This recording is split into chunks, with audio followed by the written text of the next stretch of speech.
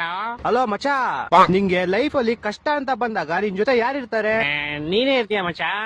ವಾ, ನನ್ ಲಿಸ್ಟ್ ಅರ್ಥ ಮಾಡ್ಕೊಂಡಿದ್ಯಾ, ಥ್ಯಾಂಕ್ಸ್ ಮಚಾ. ಕಷ್ಟ ಅಂತ ಬಂದಾಗ ಯಾವಾಗಲೂ ನೀನೇ ನನ್ ಜೊತೆಗೆ ಇರ್ತೀಯ. ಯಾಕಂದ್ರೆ ಆ ಕಷ್ಟ ಸ್ಟಾರ್ಟ್ ಆಗದೆ ನಿನ್ನಿಂದಲೇ. ಲೋ, ಹೋದ್ ತಿಂಗಳು ಕಾಲೇಜಲ್ಲಿ ಸೀನಿಯರ್ಸ್ ಎಲ್ಲ ನೀನು ಗುಂಪಾಕೊಂಡಿರ್ಬೇಕಾದ್ರೆ ಬಂದಿದ್ ಯಾರು? ನಾನು. ಲೇ, ನಿನ್ ಹುಡುಗಿ ಮ್ಯಾಟ್ರಿಗೆ ಅವತ್ ನೀನ್ ಕಾಲೇಜಿಗೆ ಬಂದಿರ್ಲಿಲ್ಲ ಅಂತ ನಿನ್ ಜೊತೆ ಯಾವಾಗಲೂ ನಾನೇ ಸುತ್ತಾಡ್ತೀನಿ ಅಂತ ನಿನ್ ಬದಲು ನನ್ನನ್ನು ಹಾಕೊಂಡ್ ಹೋಗಿದ್ರು. ಅವಾಗ ನೀನ್ ಬರ್ದಿಲ್ಲ ಇನ್ನೇನ್ ನಿಮ್ ತಾತ ಬರ್ತಾರ? ಆಕ್ಚುಲಿ ನಿಜ ಹೇಳ್ಬೇಕಂದ್ರೆ ನಿನ್ ಕಷ್ಟಕ್ಕೆ ನಾನ್ ಜಾಸ್ತಿ ಆಗಿರೋದು. ನೀನ್ ಯಾವಾಗ ಆಗಿದ್ಯಾ? ಅವತ್ ತಿಂಗಳು ನನ್ನ 500 ರೂಪಾಯಿ ದುಡ್ಡು ಇಸ್ಕೊಂಡಿದ್ದಲ್ಲ. ಹಲೋ ಅಲ್ಲ ಹಲೋ ಅಲ್ಲ ಹಲೋ. ನಿಮ್ ಮನೆಯಲ್ಲ ಹೆಂಗವ್ರೆ? ಚೆನ್ನಾಗವ್ರೆ ಮಚಾ. ಅದ್ರ ತಿಂಗಳು 250 ರೂಪಾಯಿ ರೀಚಾರ್ಜ್ ಮಾಡ್ಸ್ಕೊಂಡಿದ್ದಲ್ಲ. Hello hello hello hello.